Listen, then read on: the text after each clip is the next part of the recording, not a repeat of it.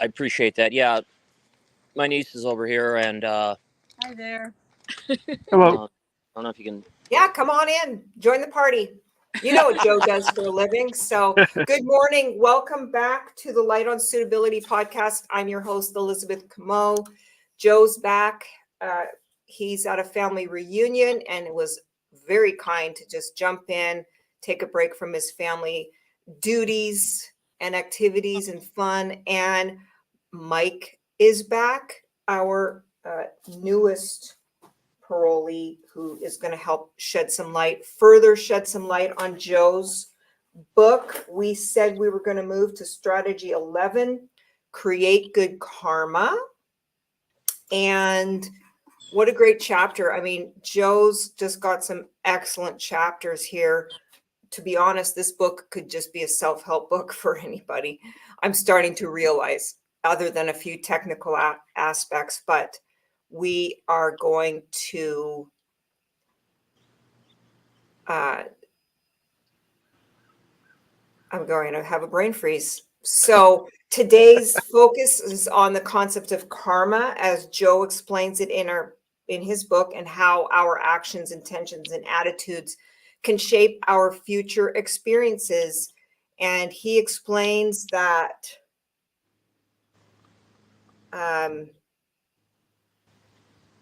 in depth as far as being an eligible parolee. It's a emphasis on being a spiritual principle of cause and effect. Yes. And according to the text, karma involves the intent and actions of an individual influencing their future, where good deeds contribute to future happiness and bad deeds lead to future suffering. So very good. He begins, as he always does, with a quote from the Mahabharata, highlighting the importance of good actions for achieving happiness and avoiding suffering. He talks about a karma not just being about actions, but also considers the intentions, attitudes, and desires behind those actions. So important. Yeah, really great, Joe. That's great on that, because that is directly linked to Title 15 factors from In Re Shaputis about difference between your mental state at the time of the crime and your mental state now, a difference between your attitude then and your attitude now. Never quite understood the difference of those, but those are distinct things in the Title 15. But he also says that karma encourages us all to seek a moral life, a virtuous life, and helps to contribute to a better and more pro-social existence. Some of the practical suggestions he talks about for creating good karma: practicing forgiveness, becoming a good listener, making amends, being respectful, being polite, and developing an attitude of gratitude. So definitely an extremely spiritual chapter. And he encourages his readers, the eligible parolees, and anybody else to embrace these practices. And it's actually an ongoing process that can lead any one of us to leading a more fulfilling life. I told Joe that since he's busy and not unprepared, but he's obviously wrote the book, but he's not at his office and he doesn't have all this stuff, that I might fill in some stuff. But practicing forgiveness creates good karma. I'm curious, why do you think that practicing forgiveness creates positive karma? Not that it doesn't. I was just curious why you included it in that chapter. I just said I wouldn't call on you that much, but I am curious. Of course. Joe. Yeah. Well, when you forgive somebody for something, you're no longer carrying it with you. So that helps take one burden off of you. We carry around all these burdens, and if we can learn to forgive, I'm not saying it's easy. I'm not saying that there's not consequences for our actions. There are, but when we can forgive I believe we can put things behind us as much as possible and move on. And also, uh, if possible, we can come to terms with either the person who harmed us or the person we harmed, and it creates, I believe, more peace and harmony in our lives by forgiving. Uh, it makes us lighter, and we can move on with our day instead of being caught up in whatever trauma somebody caused us or we caused them. So we have to forgive ourselves too, and it's much easier said than done, but it's something we got to work on. And you're becoming a good listener. How would you encourage eligible parolees or anyone else who's listening? And how would you, number one, maybe tell them how to do it, like as a skill? How do you become a good listener? Oh, that's a great question. Becoming a listener, I believe, starts with being in the moment and focused on the person who's speaking. I mean, listening is kind of a lost art because as people speak, we always have something. We're all ready to reply, and we're thinking about what we're going to say when we reply. But if we can just, for the moment, let our agenda fall and don't think about it, and just be in the moment and totally focused on the words that the person who's speaking to us is speaking. And as we're doing that, we can even like watch the person and watch their nonverbal expressions, because so much of what we speak is we're speaking nonverbally, um, with our bodies and with our tonal inflections, uh, the way we pause, the way we express our words, all of that is communication. And if we're only thinking about our reply, we're not going to get 100% of that, uh, what the other person is saying. So, how do we do it? We we focus carefully, first of all, on the words, and we watch the nonverbal as well, and observe that and feel what they're saying, not just hear it, but feel it as well. Why do you think that's so important for these eligible parolees, our clients who are trying to get paroled? It's extremely important. It starts in their daily conversation, just their interactions with others. But when it gets to the hearing, it's so important because, you know, they want to hear the questions, they want to totally understand them. Sometimes there's subtext that you need to understand, but if you don't understand the question fully, you can't give your best reply.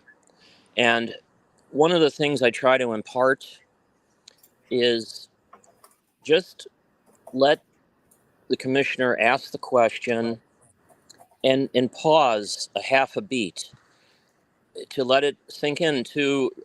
I think Michael said this the last time. I could be wrong, but to internalize the question first before you answer it. Actually, you know what? No, it was an inmate. I'm sorry, an incarcerated person I was speaking to this week, and he's really. I love him, and he's ready for parole, but he won't be granted because he used, I think, in November of 2022. And anyways, that's besides the point. I'm getting off. I'm getting off track here, but uh, he said you have to. When You're I told fine. him to pause before answering the question, I told him he must. No, he told me, yeah, I got to internalize the question. So you internalize the question, and one other thing on top of that is, you know, if you do that, I believe on some level, maybe subliminally, you're telling the commissioner, uh, I know how to manage my impulses, so I'm not going to like start to answer before you finish the question. And I believe that helps with it shows, hey, I'm not that same person because I'm controlling my impulses even in answering your questions. Yeah, for sure. And the other thing is,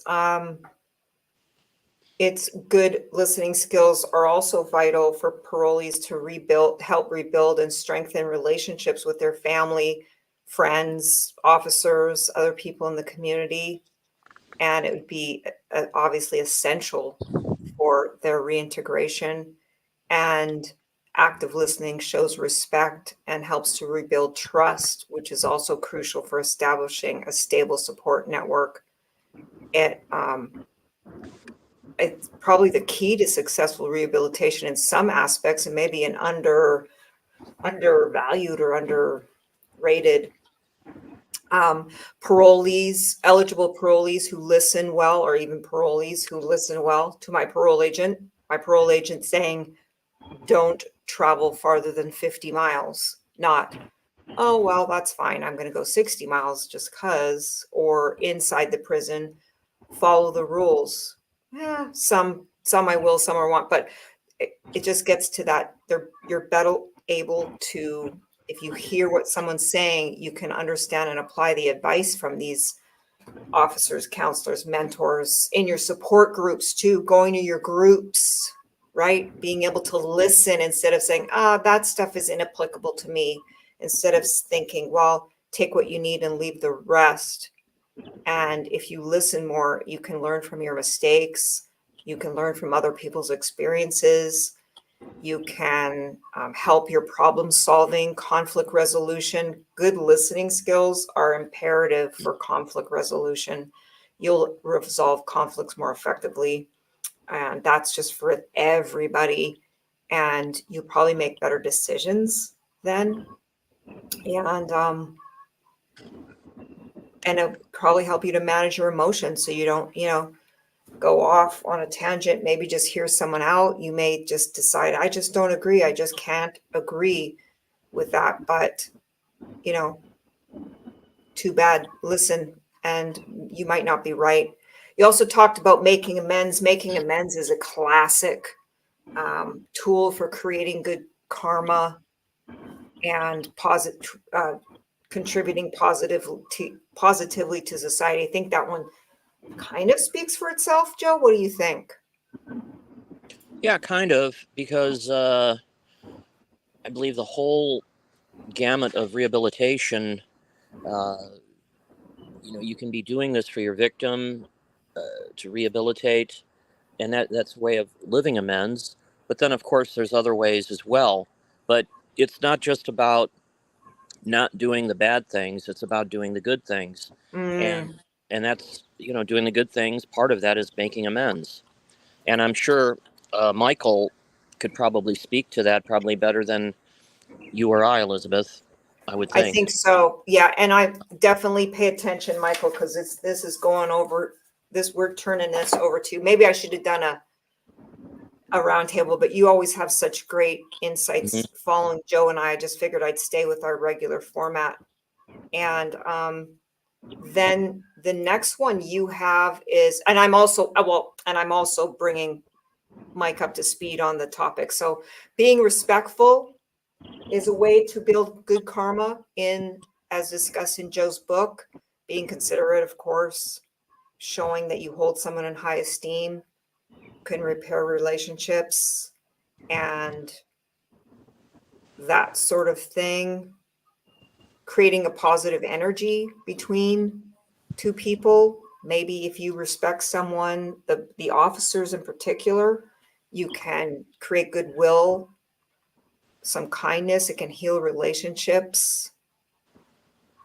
And Amen. Yes.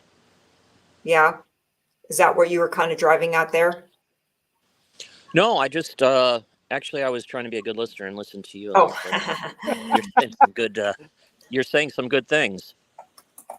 yeah. I mean, just the relationship between that and you're saying how to create good karma. And I think the point of your book is kind of like, well, look, by doing all these things that you need to do to rehabilitate yourself, you're going to create good karma for yourself and make that amends.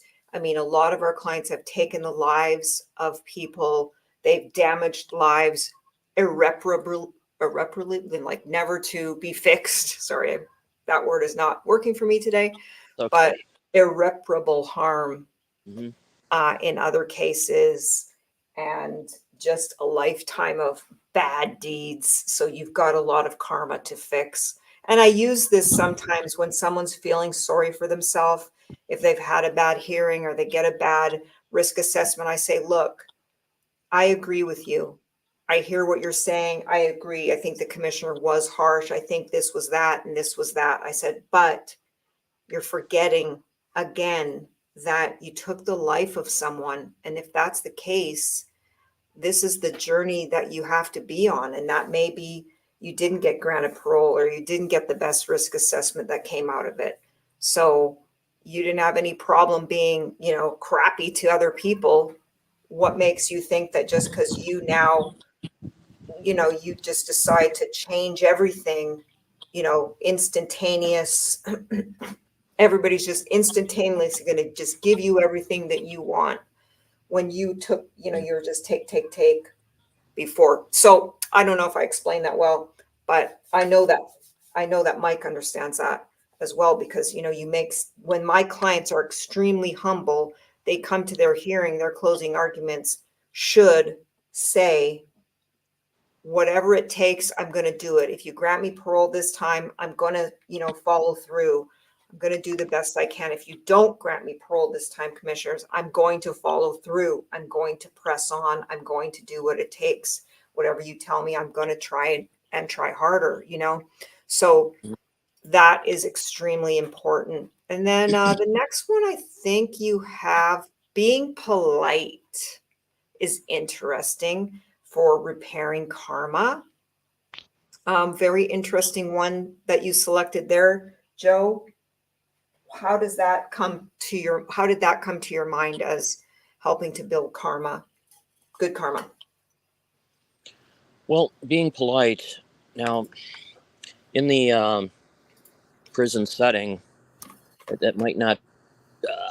There's opportunities for that, like when you work, or your interactions with others. I mean, it doesn't cost anything to be polite, and you're showing respect, and it's just part of interaction. It should be who you are, anyways. I mean, you don't have to be overly polite, but uh, being civil, uh, respecting others, listening to them, whether you agree with them or not, uh, all of those things. It's part of human interaction, Right. and being positive. And I think for those who are not polite, probably more often than not, it's harder for them to get things uh, Mhm. that they want or need Right. versus somebody who's polite. And I'm not saying that you have an underlying agenda to be polite, but it just helps in the scheme of human interaction. Mhm. I hope I'm not overthinking that. No, I think you're spot on. It just also generates that positive energy and interaction between people. You're Hmm. going to create a friendly and respectful environment. This will contribute to your own positive karma. But just saying, please, thank you, being kind, you're also going to heal perhaps and mend a relationship. Perhaps you've been rude to an officer throughout the years, Mm. or you've just been a problem child for some of the staff, and to come and start healing that and fixing that, repairing that karma that you have, will slowly help the officers and the staff members learn to trust you again as well. So being harmonious is such a wonderful thing. And I think also it can help when you're trying to get a job. If you're polite, you send that thank you cover letter, you say thank yous, Hmm. you're gracious during the interview and that sort of thing. And then finally, an attitude of gratitude. And again, another spiritual principle that Joe has included in this chapter, which you talked to, you actually put in something about football in here, which was interesting, about the Philadelphia Eagles. in the Super Bowl number 52. And he said he reflected on the loss and the great season our team had. And then they're all part of the learning. Learning turns everything into a positive. He had gratitude for all this stuff. I guess I can't get past the fact that he's a cheater, and maybe he lost because he is a cheater, but that's a different story altogether. Definitely saying he's not a gracious winner. Okay, never mind. I don't love your example there, Joe, but that's okay. Never That's mind. okay. We can agree to disagree. I know. Oh, you don't think he's a cheater? What, because of the inflation of the ball or something? He let Oh, air the out of the ball ball? thing, his coach with reading the Oh, cue yeah. calls. Hello. He and that guy were complete cohorts I in don't crime. want to go there. I don't want Okay, to go there. because I'm right. Thank you. That's important. We're just, Yeah, Mike, women are I'm not always a big, right, aren't they? I'm not a big football people. I'm just giving Joe a bad time. Okay. Obviously, Okay. Mr. What's his You name? know what? It's okay. I'm at a family reunion, and they always give me a hard time too. So I feel Okay. like I'm in good company. Oh, good. Yeah. Well, even Mr. Belichick and his cohort here is worthy of forgiveness, which is in your chapter. So it's a totally appropriate. And then Yes. attitude of gratitude. Nice. How does gratitude help, Joe? Wait, did you ask how does gratitude help? Yeah, the attitude of gratitude. How's that going to either foster good karma and or help with getting paroled? And then I'm turning it over to Mike, and he's got some. He's Yeah. gonna. Hopefully, he was keeping track. Well, we should be thankful for everything we have. We're, I'm not saying that being a prisoner in California, you're lucky, but what if you were like in some third world country? And I'm not familiar with prisons all over the world, but like I've seen in movies where your family has to pay if you want to eat. You're not allowed to have shoes. They don't have the same constitutional rights we have here. And, you know, there's always something we can be thankful for because no matter who we are, where we are, uh, there's somebody else out there who has it worse than we have it. So we should be thankful for whatever we have. Yeah, it's tricky for some clients because they feel like, the poor me. I think it would definitely Oh, help yeah. to get out of the poor me. I got 25 to life. But yeah, I mean, you've hurt somebody's family member, you've hurt your victim in a very serious way. And it can really help you with the number one thing that Joe talked about, which is forgiveness, and being able to let go of the resentment so you can clear that muck out of the way so you can start to focus on, okay, I am grateful. I am grateful. I'm going to stop the pity party. I'm going to get rid of these negative feelings and I'm going to Mhm. start to make amends. I am going to pour myself into the self-help. I am going to try and figure it out. I am going to stop behaving badly in prison. And it can help you overcome your challenges more. It can attract positive karma, the energetic ether raining down on you and really turn things around. It can give you a connection. It can give you some peace, Mhm. helping parolees find just that inner peace and saying, I'm really grateful that I've got this cafeteria that's going to feed me. I've got some place to sleep. It might not be the best, but here I am. I've got groups to go to. Be thankful for that. And helps you maintain a positive outlook too when you just have an attitude of gratitude and say, I'm really grateful. Like, and it's hard in the face of something, disappointments in life. It's hard to feel grateful. You can't even think beyond only the one bad thing. And human nature is our egos want to just gravitate to the one bad thing and forget about the 9 out of 10 good things that we have.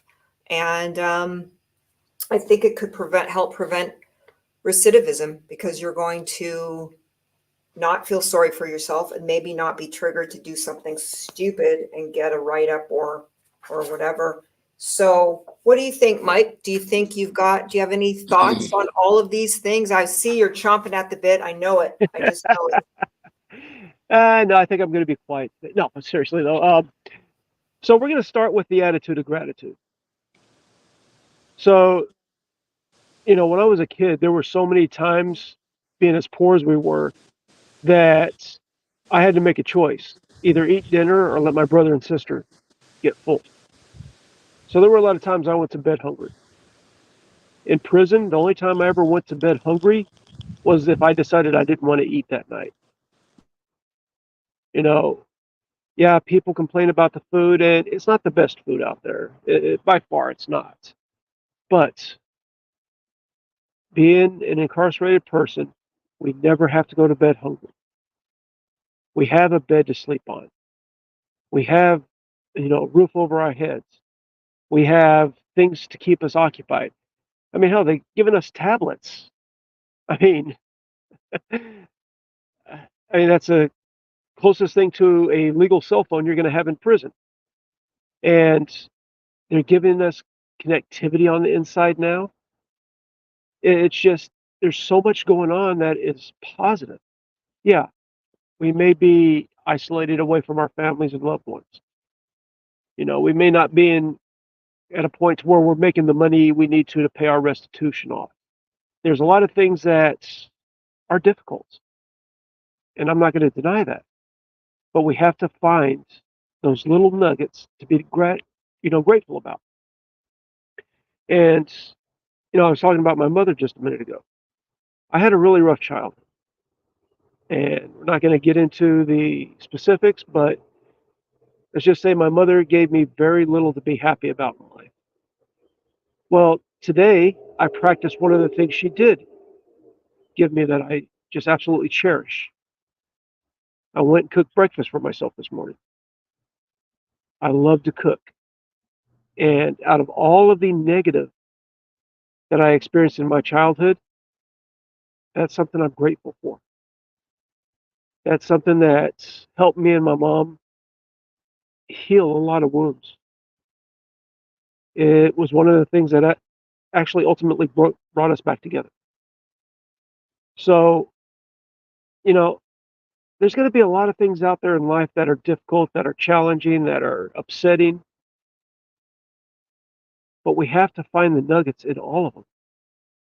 We have to find the things that will give us a reason to be grateful. And when we start focusing on the little reasons to be grateful, then we'll start noticing the things around us that we overlooked before. And we'll be able to find something to be grateful about specifically in the hardship. One of my favorites about that is I take a hardship now as a learning experience. And I don't always succeed, but I'm grateful for that failure. I'm grateful for that challenge because in the end, it taught me a valuable lesson and something that I can share with others. Taught me patience. Can you expand on that a little bit? Actually, that's really interesting. Taking something negative as a learning experience. So let's take my first board hearing. Just 2 years before, I had had a gambling relapse. Played a couple of football tickets during the COVID lockdown. Well, I went to the board. I admitted to the the gambling relapse, and admitted to a couple of other criminal thinking relapses and things like that. And it got me a denial because there was minimization and there was not enough time away from the nexus and the criminal thinking. But I walked out of there with a 3-year denial, and I had a spring in my step.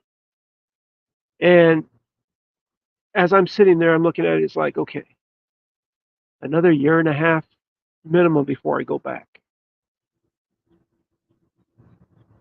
It was a little bit of a bitter pill at first.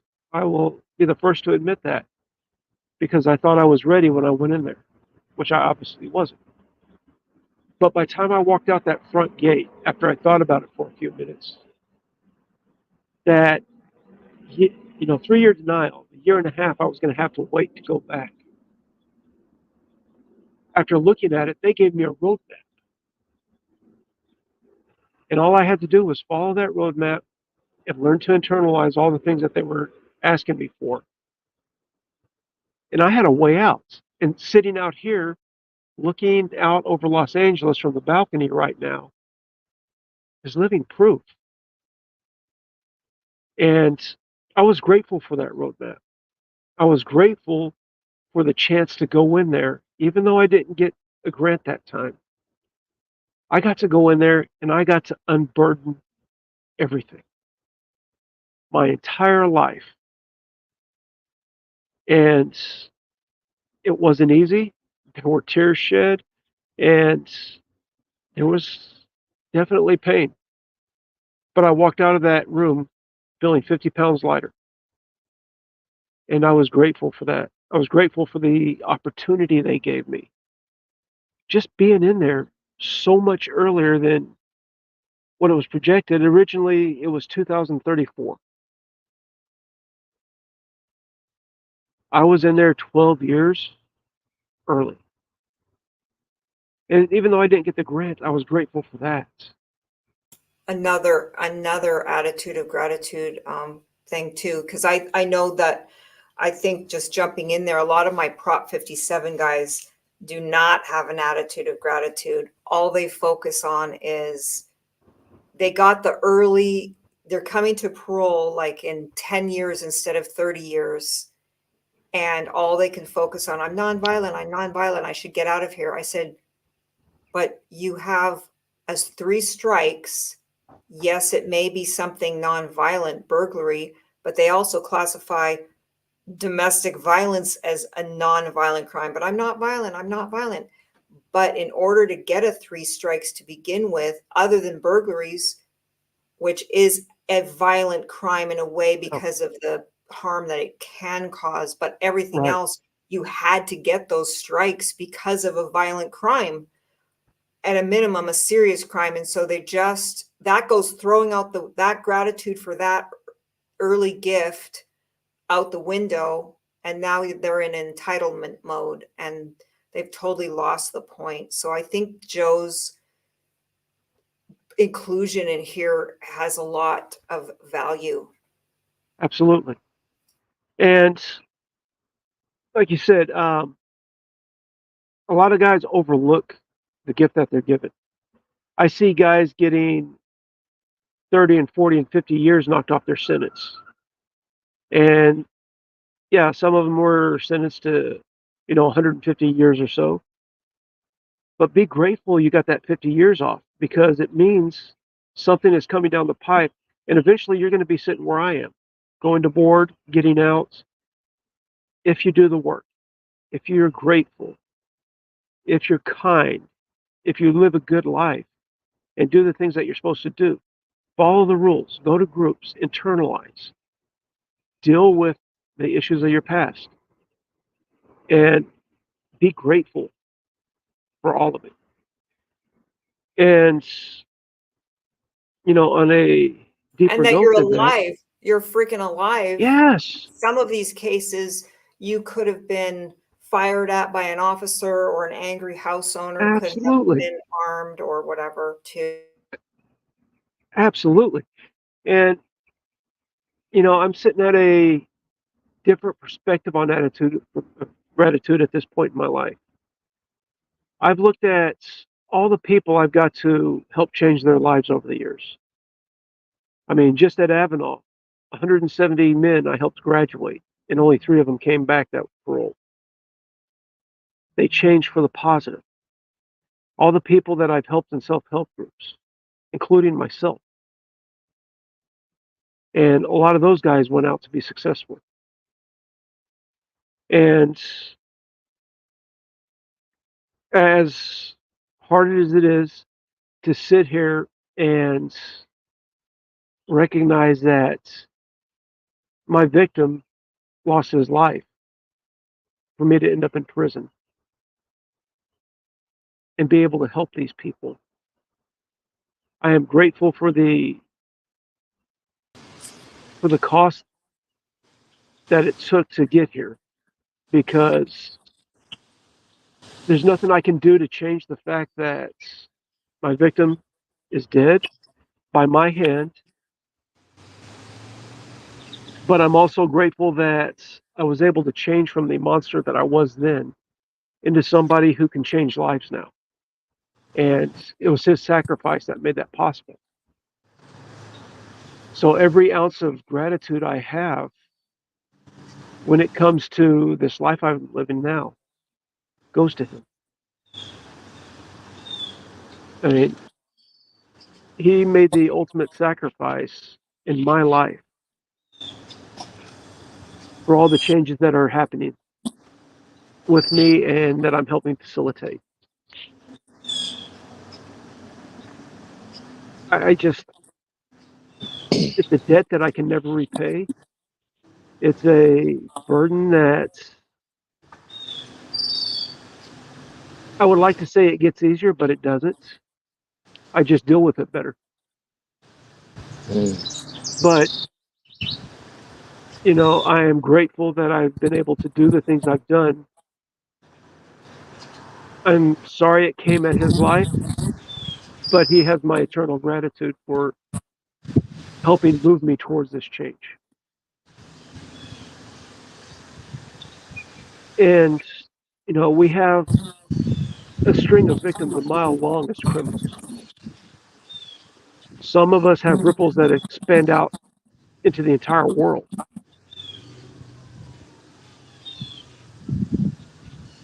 And, you know, this is where we get into the amends. If we don't make amends for the people we've harmed, and I don't care if you're incarcerated, if you're not, I don't care if you're an addict or you're not, I don't care if, you know, you're average ordinary Joe or hardened criminal. We all have amends to make in life. We've all hurt somebody somewhere, sometime. And those amends are just very important because we carry the burdens of our actions. And one of two things is going to happen. We're either going to make some kind of amends and start the healing process, or we're going to let those wounds fester and fester and fester. And not only is it going to bring about bad karma, but it's going to bring about, you know, just ultimately bad attitudes. It's going to bring about anger. It's going to bring about resentments. It's going to bring about physical and emotional problems. When we don't unburden and we don't make amends and let the healing process do its job,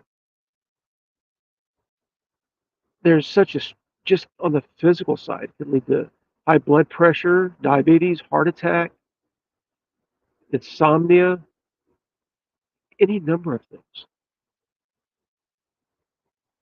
Amends is more important than just saying I'm sorry. Amends is about healing. And there's going to be times where we can't make direct amends. There's no way I can ever make it up to the man that I killed. Never. I can never make it up to his family. And even trying would cause them more harm than good. So that's why I focus so strongly on living amends, trying to live the best life I can, be the best person I can be, to grow beyond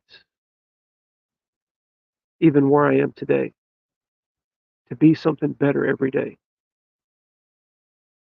And then there's the indirect amends. One of those is sitting here with you today, talking to you, sharing my insights. The other is going out and working and trying to be a voice for the homeless, or working with self-help organizations to further their outreach, or I mean, it's just any number of things we can do. It doesn't have to be something that costs you money. Money really has nothing to do with this. Yeah, it's good to pay your restitution off. It's good to take care of it. It's something that needs to be done. But that's the least of it. It's the giving back, the, being accountable and open and honest and saying, hey, this is what I did. This is how I want us to start healing. Will you please give me that opportunity? I'm not asking for forgiveness. That's not mine to ask for.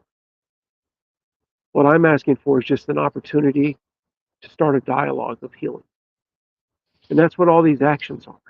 That's what the groups that I do, that's what the lessons that I teach when I help somebody to learn to read or teach them math or history, or if I just sit down with them and listen to them when they have a problem. It's about giving back and helping heal. And when it comes down to it, a lot of us will never be able to make direct amends. And sometimes the best way we can make amends to our victims is to help somebody that we just absolutely don't know that comes to us in a time of need. I mean, what more honorable, charitable, kind thing can we do? And without being open to this, without being kind, without being honest and accountable, and being willing to open a healing dialogue, everything else we do isn't going to matter, because we're going to carry that burden with us so deeply that it rots us from the inside out.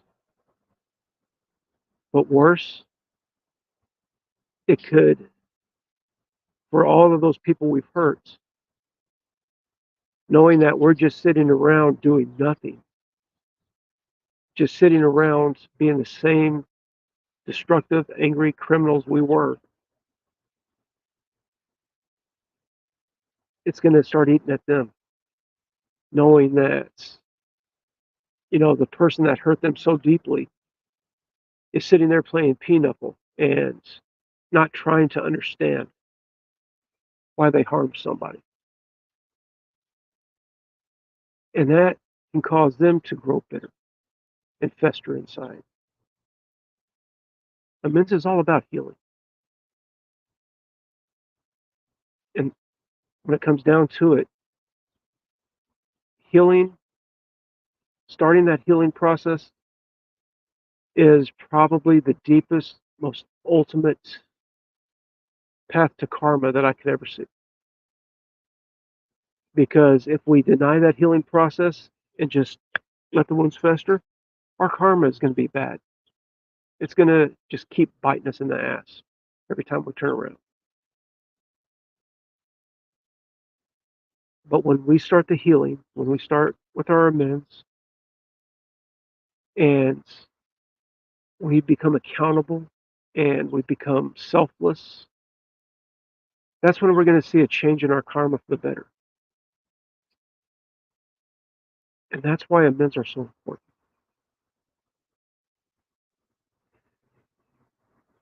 So we were talking about What else do we kindness. got? Yeah. Because you're working Kindness. back. That's okay. Yes. That's okay. So there was a officer when I was at Folsom. Well, I was saying it was kindness. I think Joe's category was being respectful and polite. Well, this goes hand in hand. So. Okay. But so I was at Folsom. I was on the 5th tier in one block, which at the time was the honor tier. Programmers could earn their way up there and, have a nice, quiet tier.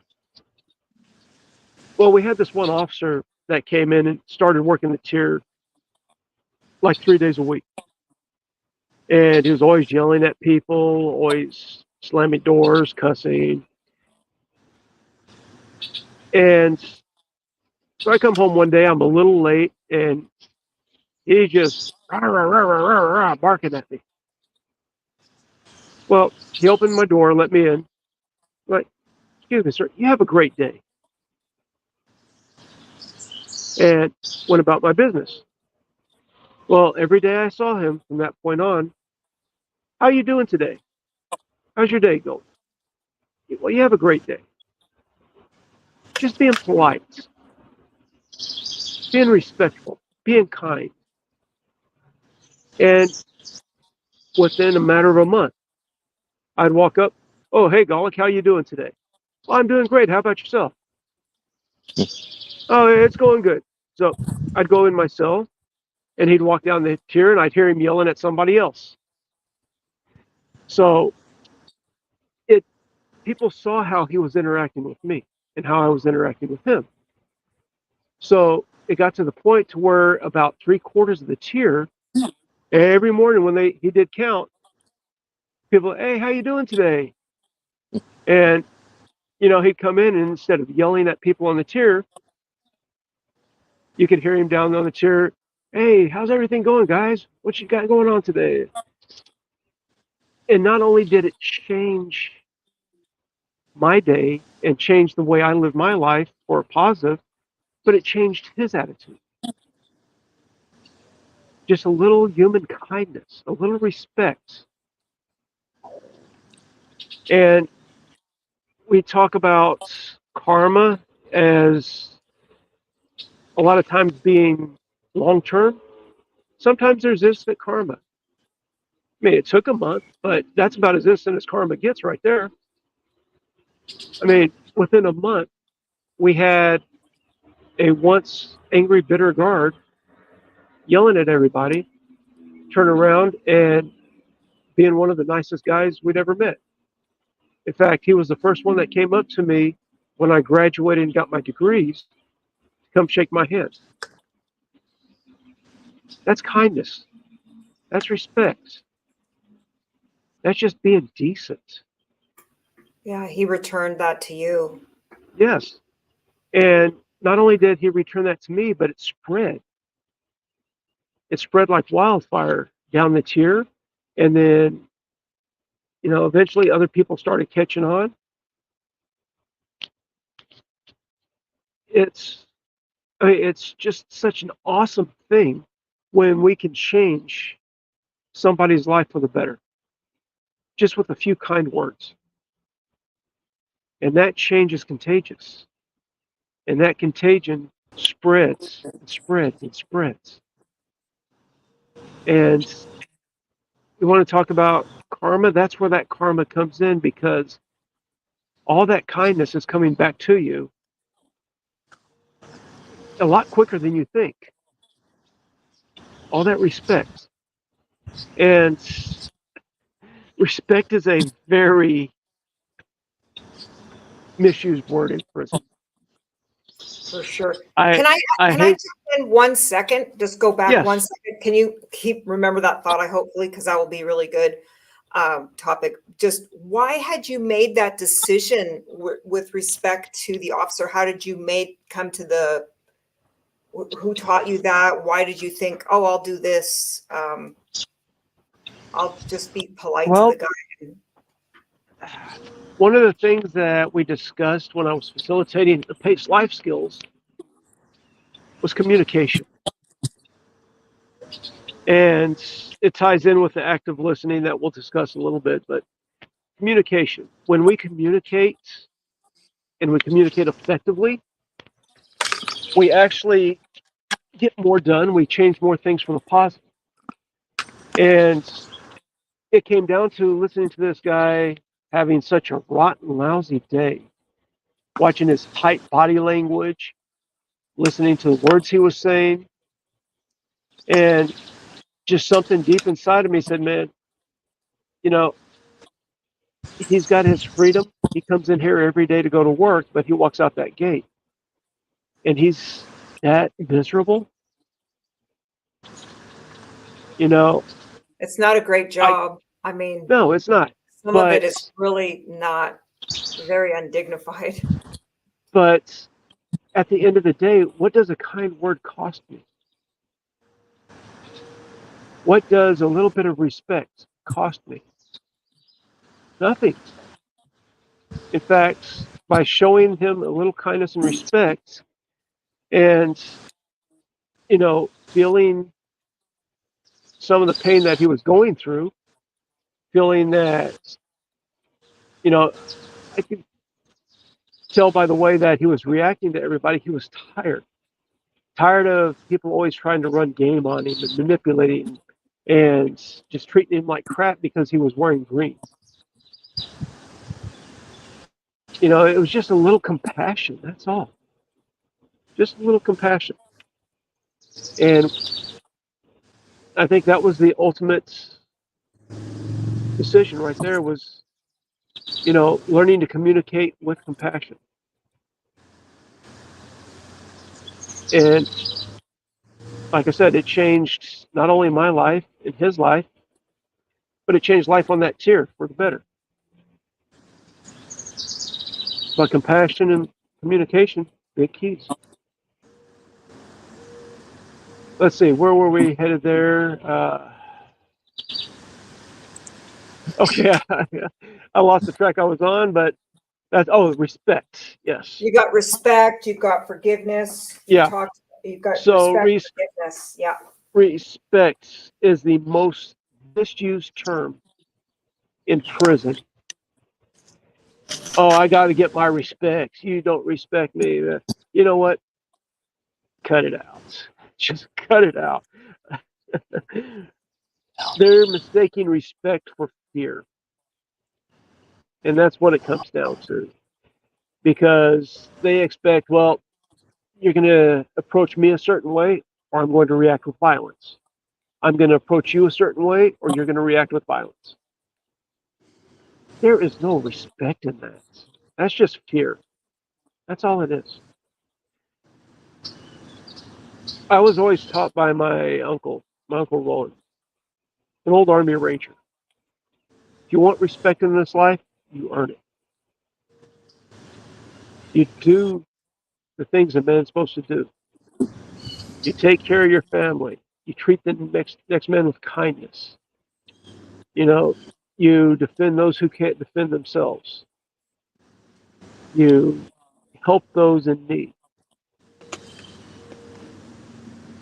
And those are the things that I grew up as earning respect. Not, oh yeah, he could beat my ass if I don't do what he wants. That's not respect.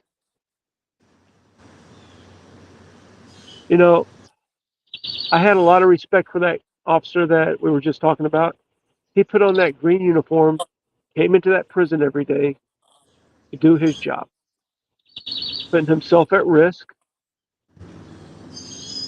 just to make sure that I was safe, make sure that, contraband and illegal drugs and stuff weren't coming into the prison. And honestly, keeping us in there so we didn't threaten society. I have a lot of respect for that because honestly, a lot of us deserve to be in there. And that's just the bottom line. And so my message to everybody out there is, don't respect somebody just because they're stronger than you are or you're afraid of violence. That's not respect. Earn your respect by giving it. By giving it because of somebody is showing good character. And if we all show that good character and build on that, then when you go in front of the board, when you go in front of the judge, when you go wherever you have to go, it will reflect. You may not get what you want, but it will be reflected back to you. respect is so important because, you know, there was a time where I didn't respect myself. So if I can't respect myself, how can I respect other people? And, it wasn't until I started to change that I really started earning my own respect. And by doing that, it's paid dividends in my life. It's changed my life so much. I mean, we talk about karma. I mean, I went to the beach yesterday and walked in the edge of the water and got my feet wet in the sand for the first time in 20 something years. And I couldn't have done that without learning self respect and respecting others, without being kind, without being respectful and compassionate.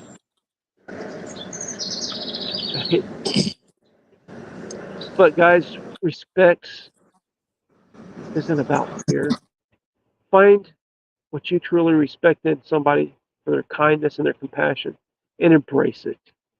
Don't look at it as a weakness because the real weakness is the so called prison respect built out of fear. That's weak. Respecting somebody because they're kind, compassionate, and caring, because they stand up for what's right, that takes strength. And embrace that strength because it will pay. It will pay in karmic dividends far into the future. And it comes down to it, what's your legacy going to be? Is it going to be fear? I would hope not. So we talked a little bit about I've talked a little bit about communication. Now we get to active listening. Active listening is so important. So sitting in the boardroom, watching the commissioners on the monitor, I picked up more just from watching their body language than any of the words they said. And that's part of active listening, is watching people's body language, watching their nonverbal cues, not anticipating what's going to be said. You'll have your chance to answer for yourself. That's going to be there regardless. What does it hurt to listen to every last word that the person has to say? And when you sit there and somebody's asking a question, and the first thing that you start doing is formulating your response before they even finish, guess what? Your response is going to be incomplete, it's going to be inaccurate. And that's because you're so busy in your own head listening to what you're going to say that you miss part of the question. You miss part of the nonverbal cues. You miss just the slightest nod of the head or the slightest shake of the head that tells you everything you need to know. I cannot emphasize this enough. Active listening is a skill that is required in this life to be successful. It's such a lost tool nowadays, I'm finding out here. I don't know. It's something that I really want to actually just hold a class in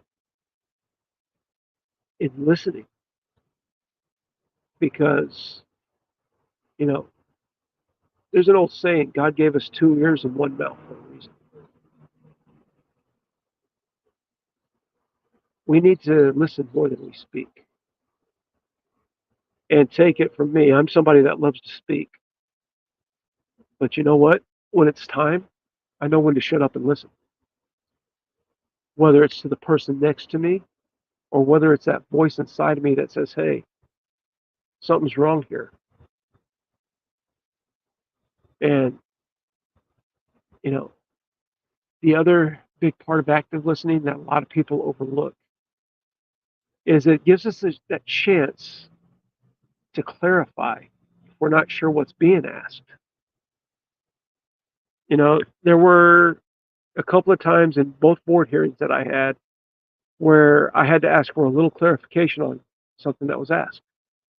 But if I was sitting there formulating my response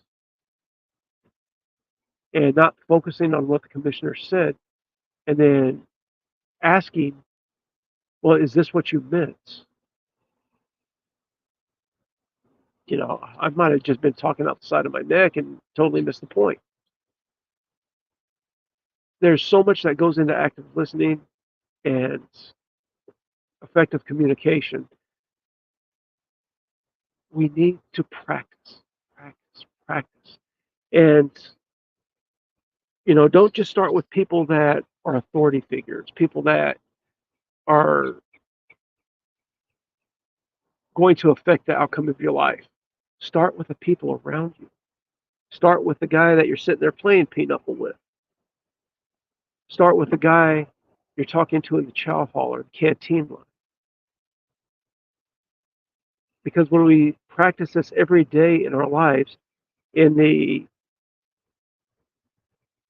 less than significant conversations, when it comes time to put it to real test, it's going to be there because you've been practicing it. You've been living it. Just like everything else we do, we have to live it. Active listening, we have to live it. Because without it, we're going to miss the point. We're going to come up short. We're going to, you know, step in a hole we can't get out of. I mean, those commissioners know when we're just fully 100% listening to them, or when we're just trying to think of something to say to, you know, fill the gap to BS our way through a situation. They can spot that a mile away. Start practicing. If you haven't started practicing active listening, start. There's so many good sources of information on active listening out there. Adobo has some practices in it to teach you how to actively listen and communicate. About progress, not perfection, prep. Any number of these groups can give you all the literature you need on active listening. Study it, learn it. Oh, well, they don't offer classes like that. You know what? All you have to do is write. Spend a stamp. What's it going to cost you? 60 cents? Okay. Is a lifetime worth of effective communication worth 60 cents? I would say so. Let's see, where else were we? Oh, forgiveness. Yes. This was a big one for me. You know, there came a time when I'm sitting in court, and one of the statements that my victim's mother said was that, you know, she didn't know if the wounds were ever going to heal, but she forgave me. And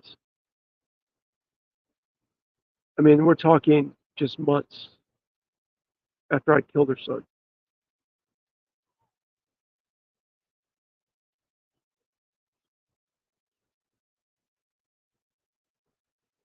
And I never understood that until, you know, recently. Forgiveness, again, a lot like amends. It's a way we not only help others' wounds heal, but through the act of forgiveness, we help our own wounds heal. We start the process. We unburden. Doesn't mean because we forgive somebody that we forget. Doesn't mean that they might not have to earn our trust. but it means that we can start healing. We can start putting the past behind us. We can start, just being kind to each other again. And the hardest part of this whole forgiveness process for me was learning to get on the path to forgive myself. It was easy for me to forgive my mother in the long run, to forgive the people who've hurt me over the years.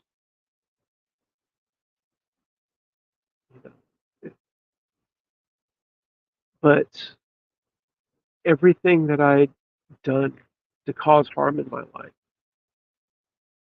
is such a heavy burden. It's that brick around my neck when I'm trying to swim out of the pond. And it wasn't until I really, really, truly started to learn how to forgive myself that I started healing. And even to this day, I just honestly, I'm not 100% there on my self-forgiveness. I don't know if I ever will be, but every day I come a step closer. And by allowing myself to heal the ways I have, really allowed me to just develop a lot of empathy and understand and feel the pain that everybody around me has gone through because of my actions.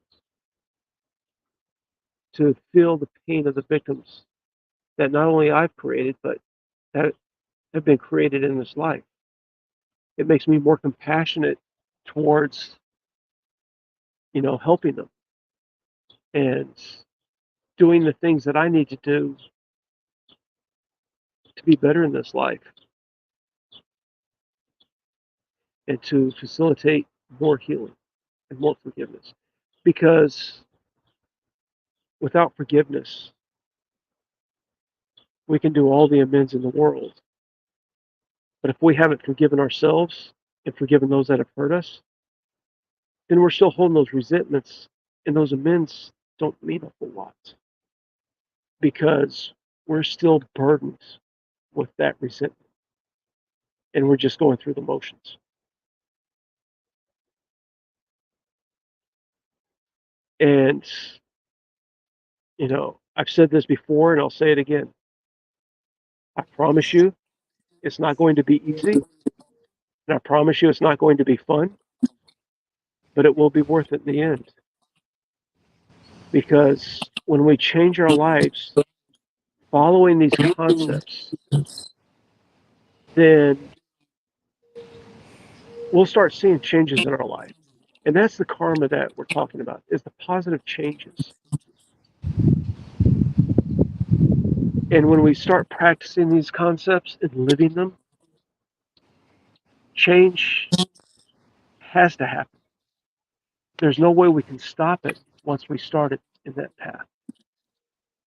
If we keep on that path of kindness, compassion, forgiveness, respect, decency, effective communication, amends, all these things together, not only are they changing our world and giving us good karma, but we're creating these ripples throughout the world. Ripples that are going to change things for the better. It's easy to cause negative ripples in this world. It takes work to make positive change. But we have to be willing to do that work. Otherwise, going in front of that board trying to get out is just a sham.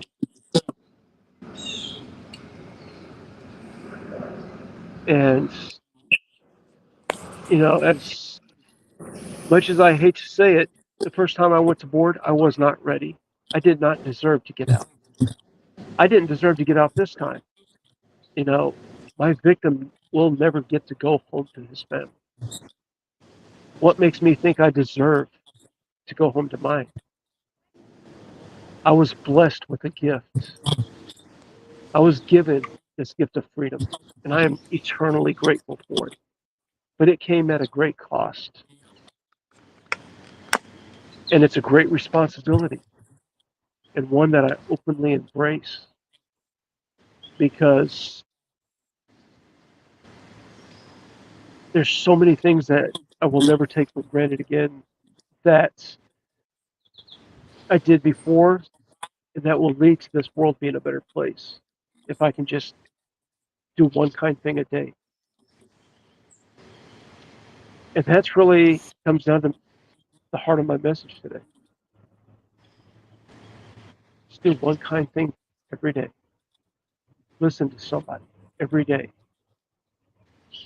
You know, say you're sorry. Forgive somebody every day. We do these things, and the world will heal.